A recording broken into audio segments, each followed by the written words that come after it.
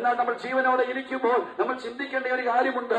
ഈ ലോകത്തിലെ ജീവിതത്തിനപ്പുറം നമുക്കൊരു ജീവിതമുണ്ട് എന്നുള്ളത്. അതിന് തെളിവാണ് യേശുക്രിസ്തുവിന്റെ തുറന്നു കിടക്കുന്ന പാലസ്തീനിലെ കല്ലറ.